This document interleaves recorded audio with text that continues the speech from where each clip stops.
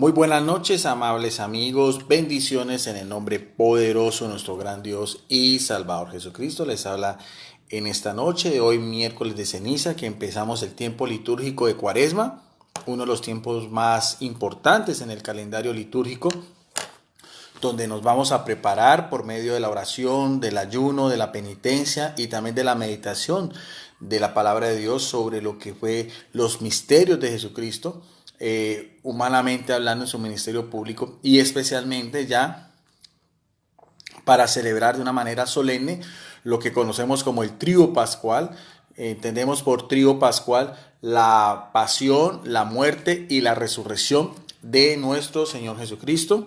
Entonces este video vamos a resaltar una de las muchas cualidades que podemos nosotros nombrar de Jesucristo. De Jesucristo, Dios hecho hombre, la segunda persona de la Santísima Trinidad. Podemos hablar sobre su amor, podemos hablar sobre su bondad, podemos hablar sobre su misericordia, sobre el servicio, sobre la obediencia, sobre la entrega. Pero en el día de hoy vamos a tocar destacando lo que es la humildad de Jesucristo. La humildad, de acuerdo a como lo narran los evangelios, los 4 libros del Nuevo Testamento, la buena nueva o la buena noticia, que hablan de precisamente sobre lo que es el epicentro de la fe de los cristianos, que es, como lo decíamos, la persona de Jesús. Antes de empezar, cuando uno va a la morfología, a lo que es la sintaxis o la gramática griega, el término humildad es un término en el griego koiné que se escribió en el Nuevo Testamento, es tapeinos, y tapeinos quiere decir algo que está en el suelo, algo que está a ras de tierra y que no sube mucho. O sea que tiene, metafóricamente hablando, es una persona de condición humilde, una persona de un corazón sencillo, una persona modesta, una persona con esas cualidades, ¿no? Todo lo que vemos nosotros en lo que fue la vida, la obra de Jesucristo, de condición baja, obrero, pertenecía a la clase obrera, el que era el rey de reyes y señor de señores de la estirpe de David, era conocido como el carpintero y también como el hijo del carpintero. También en lo que es este diccionario bíblico ilustrado Holman, uno de los mejores diccionarios de los últimos tiempos, si vamos también a buscar el término humildad, también da una definición que me llama mucho la atención y muy corta, muy precisa, que va casi acorde con lo que estamos hablando del término tapeinos en griego. Dice humildad, cualidad de la persona en cuanto a qué, en cuanto a carecer de qué, todo lo contrario, en cuanto a carecer de arrogancia y orgullo, y tener justa estima del valor personal. O sea, una persona completamente contraria a como eran los líderes religiosos de la época de Jesucristo, los saduceos, los sacerdotes, los sumos sacerdotes, los escribas, los mismos, la corte de Sanedrín, que se hacían llamar los puros, los santos, los justos, ¿no? Que se creían mucho más que las demás personas, completamente arrogantes, prepotentes, excluyentes. Si uno ve en los evangelios todo lo que eran los anahuí, la clase desprotegida, o sea, los pobres de Yahvé, los leprosos, los enfermos, las mujeres, los ancianos, las viudas, los huérfanos y los extranjeros. Ese era más que todo, y los pescadores, ¿no? Las personas humildes, sencillas, analfabetas en su gran mayoría, sin ningún mucho conocimiento en todo lo que era la Torah judía. Esas eran las personas que seguían a Jesucristo, y el mismo Jesucristo se hizo uno de ellos. Por eso es que los fariseos criticaron a Jesucristo y le decían: qué bueno puede salir de Galilea, este no es un Galileo, y de dónde acá habla con tanta sabiduría, con tanta propiedad. Desconocían ellos la naturaleza también divina de Jesucristo, y aunque se había criado en Nazaret, era oculto para ellos la profecía de Miqueas, que el rey de reyes tenía que haber nacido en Judea, o en Judá, como lo llamaban los romanos, en la pequeña provincia de Belén, de donde descendía David, el mayor de los monarcas y el más recordado en la historia del Israel antiguo. Entonces vamos, como siempre, a hacer este estudio con las Sagradas Escrituras, inicialmente de los Evangelios. Vamos a hacerlo con una Biblia católica y vamos a hacer unos comentarios con dos Biblias evangélicas. La Biblia, esta es la Biblia latinoamericana, es una edición católica de la editorial del Verbo Divino. Vamos entonces a adentrarnos en la palabra de Dios. Y vamos a ver inicialmente lo que encontramos en el primero de los evangelios sinópticos, que es el evangelio de Mateo, en el capítulo 8. Vamos entonces al evangelio de Mateo, al capítulo 8, y vamos a hacer énfasis en los versos del 18 al 20. Dice el apóstol y evangelista Mateo: Jesús, al verse rodeado por la multitud, dio orden de cruzar a la otra orilla.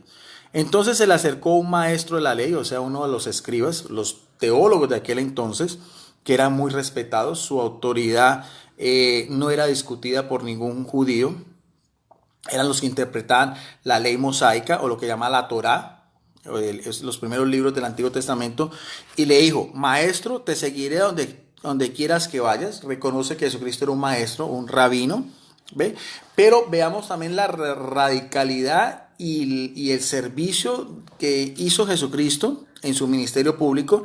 En el verso 20 Jesús le contestó: los zorros tienen cuevas y las aves tienen nidos, pero el Hijo del Hombre, que era el título que más utiliza Jesucristo para referirse a su misma persona, de acuerdo a la profecía de Daniel 7:14, él decía: el Hijo del Hombre ni siquiera tiene dónde recostar la cabeza. Y esto es importantísimo porque el que hizo el universo con su palabra poderosa, como nos dice Colosenses en el capítulo 1, verso del 15 en adelante, y también en Hebreos 1:3, el que era la suma potencia de todo, el que tenía la facultad y la capacidad de transformar la materia, y de los elementos de la naturaleza estaban a sus órdenes, como el viento, como la tempestad, como la lluvia.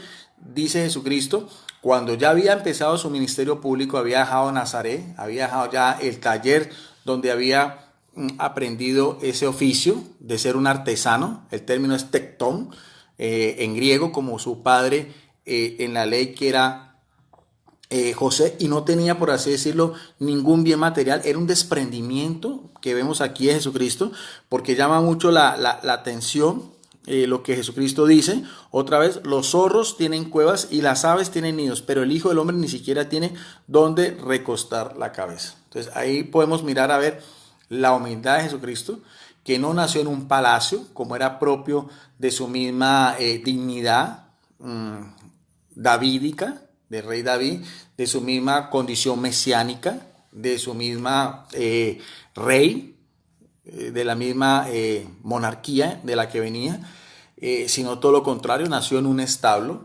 en una pesebrera, posiblemente en unas cuevas, en unas grutas afuera de Belén, y tuvo como cuna, no una cuna de oro, sino el lugar, el banco donde los animales comían, las vacas, los caballos, los bueyes y las ovejas. Ese fue el primer trono, humanamente hablando, en la vida de Jesucristo. Y vemos bien que aquí, cuando empieza su ministerio público, no ha cambiado mucho las cosas, porque también encontramos esa misma condición de desapego, de humildad en todo el sentido de la palabra, y que es un ejemplo para todos nosotros, para todos los que nos llamamos cristianos, y especialmente, como hacíamos énfasis en esta cuaresma, a los católicos, cristianos católicos, pues que vamos a vivir de una manera, espero que intensa, con pasión, meditando, abriendo el corazón a lo que Jesucristo quiere en cada uno de nosotros, sobre todo en el hermano, porque a Jesucristo no lo podemos ver, pero a nuestro hermano, al prójimo, al más cercano a nosotros, sí lo podemos ver, y sí podemos mirarlo como si estuviéramos mirando a Jesucristo en ese entonces, que decía que no tenía nada material, un desprendimiento completo. Ahora, hay otra cita bíblica también, esta vez es del apóstol Pablo, el apóstol a las naciones, el apóstol a los gentiles, que aunque no conoce a Jesucristo, él mismo lo derriba de su montadura cuando iba camino a Damasco. ¿ve? Y que toda la revelación la recibe directamente ya del Señor, pero en su condición resucitada.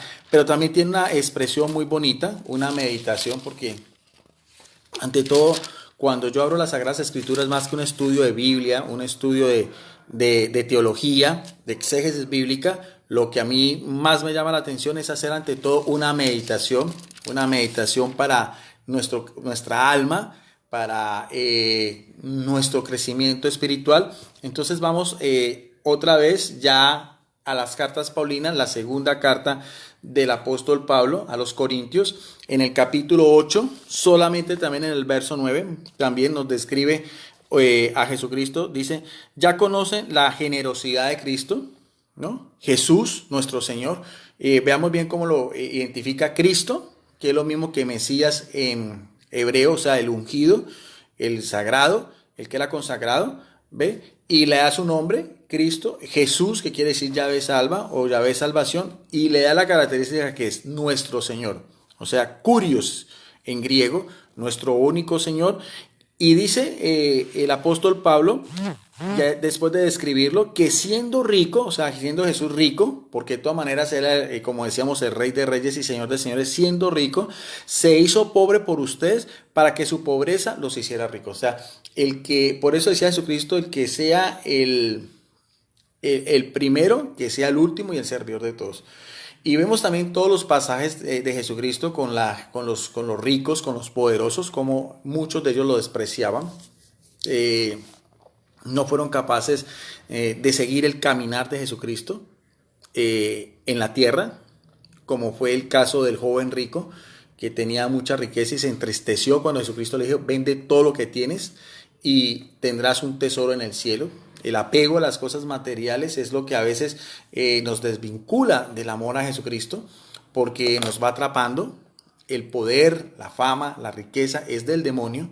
Lo que son los poderosos, sabemos que siempre quieren humillar, siempre quieren pisotear y siempre quieren tratar de tener ventaja sobre los humildes, sobre los sencillos, sobre los pobres, sobre los oprimidos. Y en la época de Jesucristo habían tres personajes que tenían esas características, los más humildes, que eran las viudas, los huérfanos y los extranjeros. Entonces, otra vez lo que dice el apóstol Pablo, dice el ejemplo de Jesucristo, que siendo rico se hizo pobre para dar un ejemplo a todos. Fue tal la pobreza de Jesucristo que hasta su propia vestidura, lo único que tenía en el Calvario antes de morir, fue echada a la suerte una pieza de una sola costura fina, ¿ve? Y fue echada a la suerte por los soldados, despojado completamente, y muere en la cruz completamente desnudo, o sea, sin ningún tipo de posesión material, como lo dice aquí el apóstol Pablo, en esa humildad, siendo escarnio público de todos los judíos que en ese momento están en el monte Calvario o en el monte Calavera burlándose de él. Vamos entonces también a otra cita bíblica para ir complementando, porque la palabra de Dios es como un rompecabezas. Vamos uniendo las piezas y nos va dando una idea más general de lo que queremos nosotros meditar, siempre abriendo nuestro corazón, abriendo nuestra mente y pidiendo la iluminación del Espíritu Santo, quien es el autor de las Sagradas Escrituras a través de todas sus páginas, tanto en el Antiguo como en el Nuevo Testamento. Vamos entonces ya otra vez al Evangelio de Mateo, esta vez en el capítulo 11, verso del 28 al 30. Otra vez Jesucristo haciendo referencia sobre lo que era su mesianismo, dando ejemplo, porque no solamente vemos en Jesucristo que él hablaba, sino que actuaba. El accionar de Jesucristo y lo que fue su vida iba completamente acorde con lo que decía y predicaba. Por eso es que es el maestro por excelencia, nadie le gana. Nadie, ningún otro ser humanamente hablando, se le puede igualar a Jesucristo, ni siquiera ninguno de los grandes líderes espirituales, ni el Antiguo Testamento, ni Abraham, el gran patriarca, ni Moisés, la ley, ni David, el más grande y querido de los reyes, o ninguno de los grandes profetas, ni Daniel, ni Isaías, ni ninguno otro de los líderes espirituales, como fue Confucio, un gran filósofo en la China, como fue el príncipe Siddhartha Gautama Nakamura, conocido como el Buda o el Iluminado para los hindúes, o lo que fue Mahoma después en el Islam y muchos otros, Lao Tse y todos los demás, Gandhi también en el hinduismo.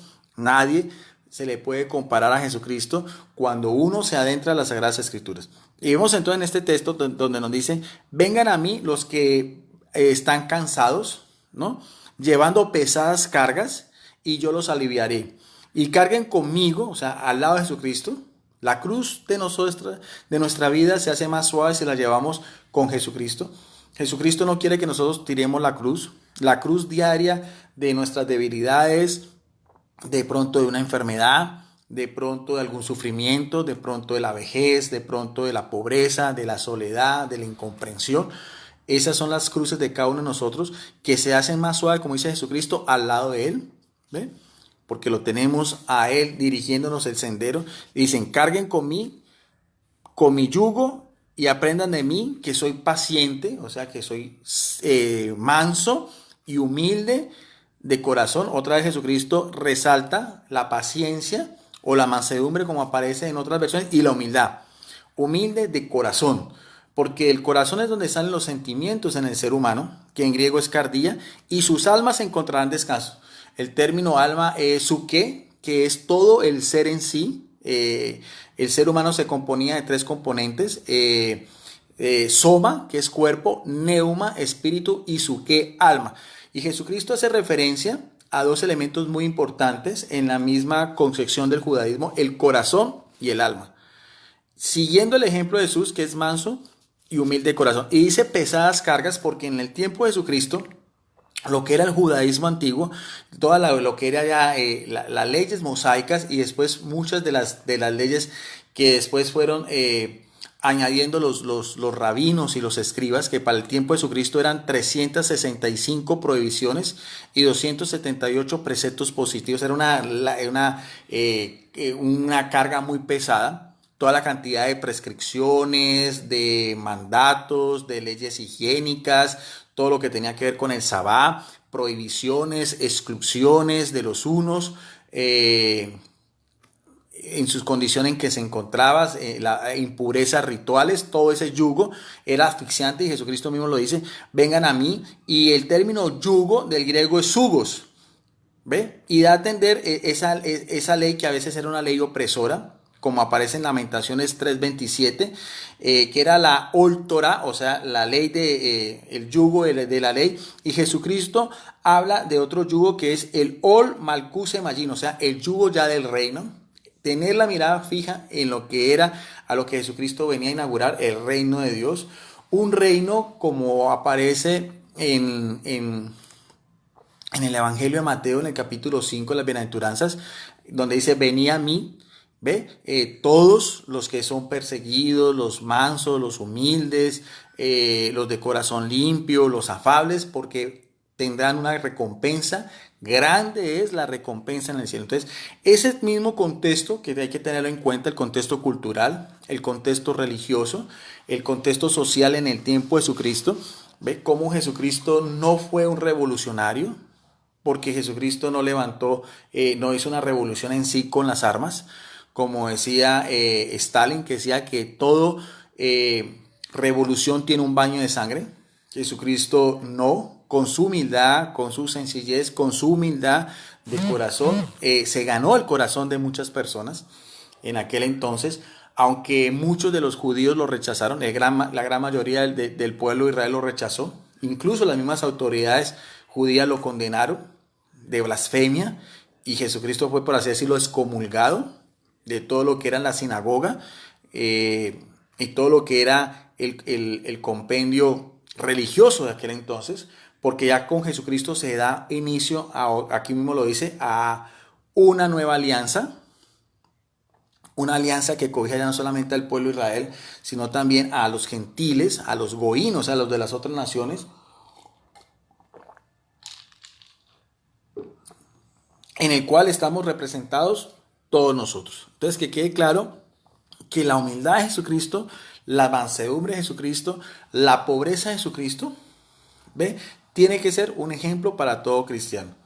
Independientemente de nuestra condición social, independientemente de nuestros títulos que tengamos, eh, y eso no excluye ni a los ricos ni a los poderosos, porque lo que se condena en la Biblia no es su condición social, sino lo que lo puede alejar del reino de Dios, que son el apego a las cosas materiales, a las cosas, a la riqueza y a todo lo que nos puede distraer, teniendo en cuenta la mirada fija en Jesucristo.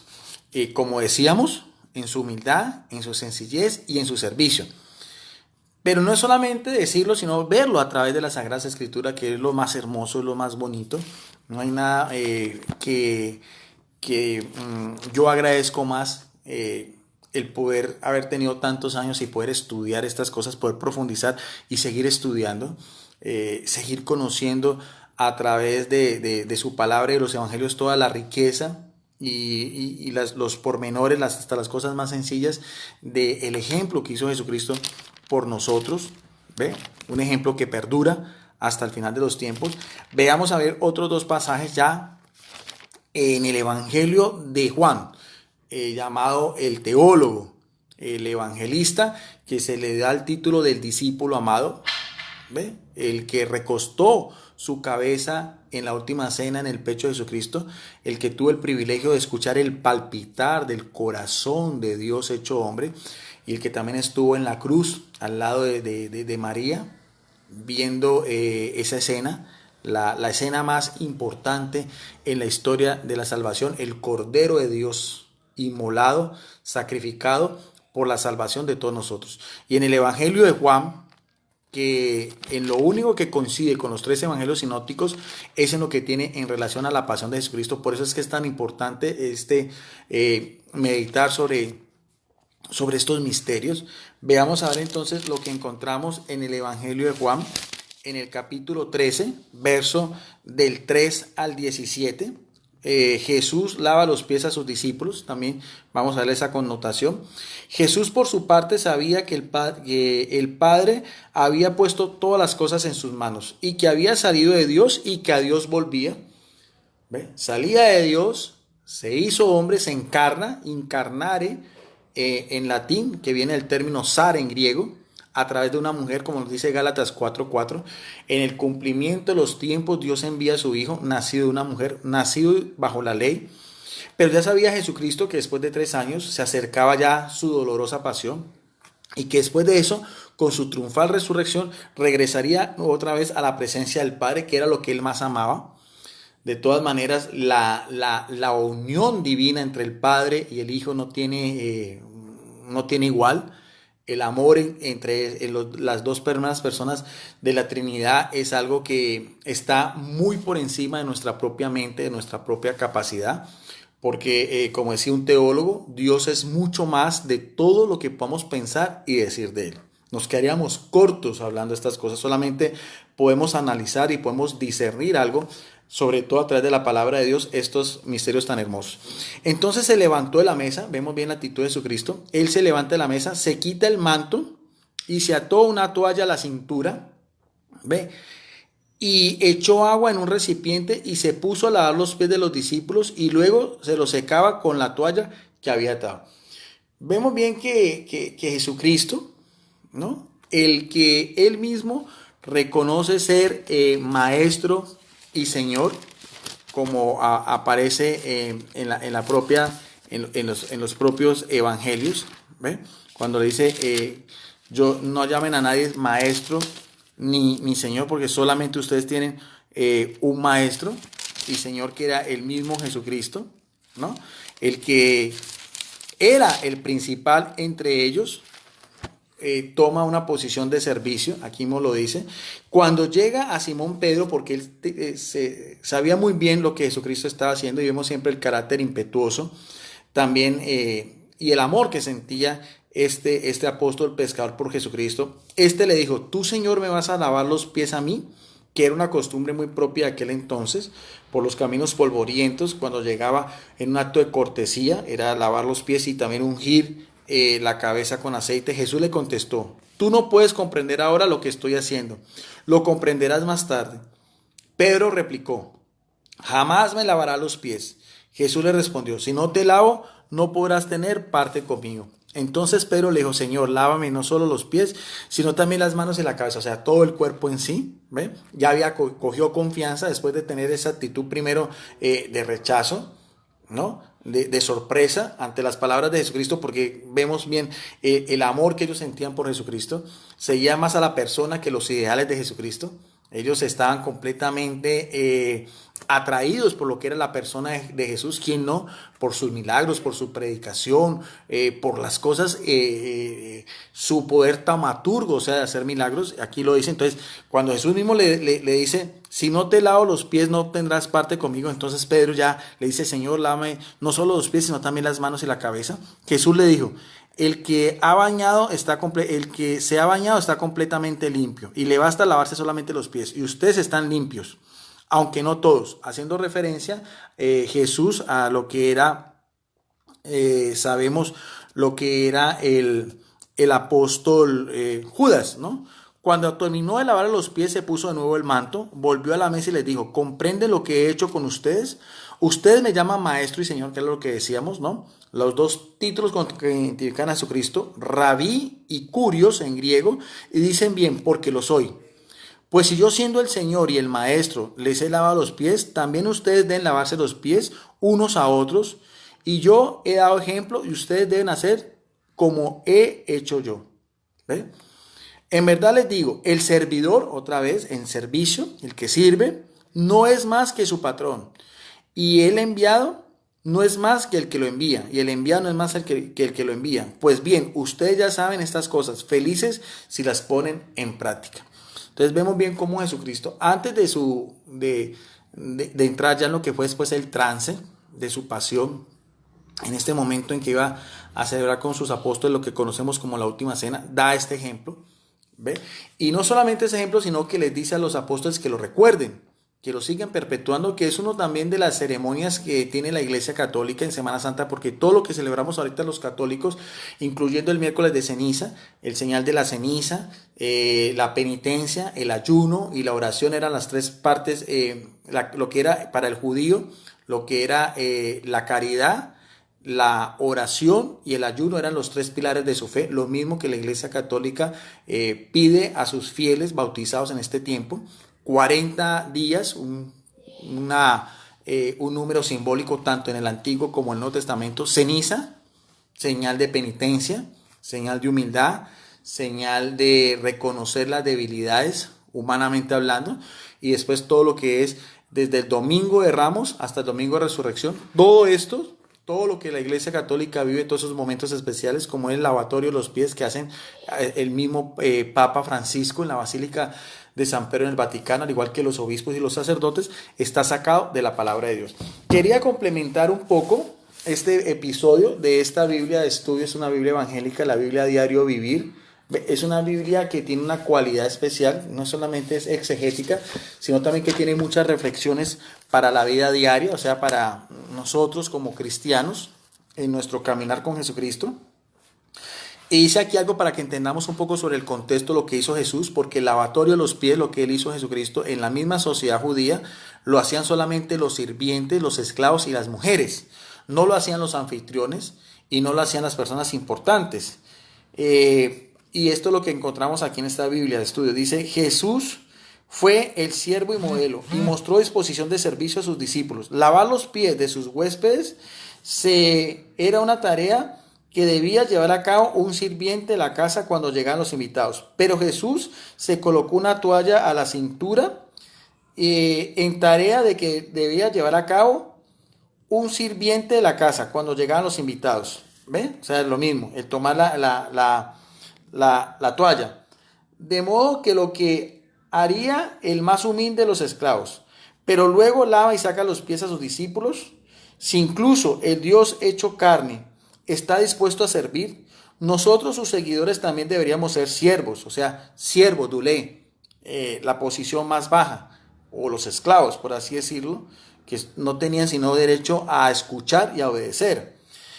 ¿A quién puedes servir hoy? Hay una bendición especial para los que no solo están de acuerdo en lo que el servicio humilde es característico de Cristo, sino que también va más allá de lo que es el cumplimiento como tal. Y da como referencia pues el capítulo 13, sobre todo en el verso 17, donde dice, si sabéis estas cosas, bienaventurados seréis si lo hicieras. O sea, hay una bienaventuranza para todo cristiano que tenga esa actitud de servicio, de doulé, o sea, en señal de ser el siervo y en señal de tener disposición en la ayuda, ¿ve? Y en el servicio a todos los que nos rodean. De ahí el término prójimo, que quiere decir el más próximo. Y también, si volvemos otra vez con la Biblia católica, la versión latinoamericana, otro pasaje que también quiero para finalizar este estudio, o más que todo esta meditación de hoy, miércoles de ceniza, en el mismo contexto en que sucedió la última cena, el momento pues más importante que Jesucristo iba a celebrar con sus apóstoles antes de su pasión y de su muerte. Lo encontramos esta vez en el Evangelio de Lucas, en el capítulo 22, verso del 24 al 47. Veamos adentro de lo que sucedió en el capítulo 22 de Lucas, en los versos del 24 al 27. Después de haber acabado la cena del Señor, luego los mismos apóstoles, todos sin excepción, incluido el mismo apóstol Pedro, que quería en un principio, en un acto de humildad, porque sabía muy bien lo que estaba haciendo Jesucristo, que no quería lavarle, no permitir que Jesucristo le lavara los pies, dice la palabra de Dios, luego comenzaron a discutir sobre quién de ellos era el más importante. O sea, después de haber asistido con Jesucristo en lo que era la cena del Señor, y mientras que Judas ya se había retirado porque iba por los soldados del templo para arrestar a Jesucristo, los otros apóstoles, todos empezaron a discutir quién era el más importante. Se habían olvidado, mire, vemos bien lo que es la incredulidad y el corazón frío también de los mismos apóstoles después de lo que Jesucristo había hecho, el haberse arrodillado en señal de humildad, el haberse puesto una toalla en la cintura, haberle lavado los pies a todos y haberles dicho que hicieran esto, que siguieran ese ejemplo. Inmediatamente, ya en el Evangelio de Lucas vemos que se habían olvidado de todo y querían otra vez discutir y mirar a ver quién iba a ser el más importante entre todos. Jesús les dijo, los reyes de las naciones las gobiernan como dueños y los mismos que han oprimido se hacen llamar bienhechores. Pero no será así entre ustedes, al contrario, el más importante entre ustedes debe portarse como si fuera el último, otra vez, y el que manda como si fuera el que sirve. Porque ¿quién es más importante, el que está en la mesa o el que está sirviendo? El que está sentado, por supuesto, y sin embargo yo estoy entre ustedes como el que sirve. Otra vez, el servicio, la humildad, doulé, el ejemplo, ¿no?, que da Jesucristo, y otra vez siempre corrigiéndole todas estas atrevimientos y todos estos introperios entre sus propios apóstoles, y eso que estamos hablando ya de un caminar de 3 años con Jesucristo, ¿no? La paciencia de Jesucristo que tenía con ellos y cómo los fue moldeando, ¿ve? Y vemos también la transformación de estos apóstoles que querían ser entre los primeros, y el mismo Jesucristo les dice, el último.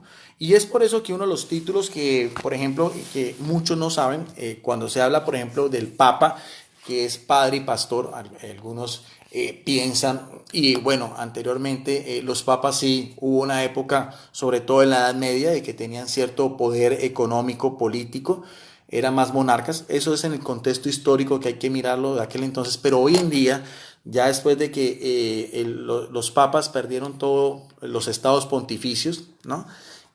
Vemos bien, por ejemplo, la actitud de un siervo como es Francisco, que incluso uno de los títulos que reciben ellos es el de siervo de los siervos de Dios.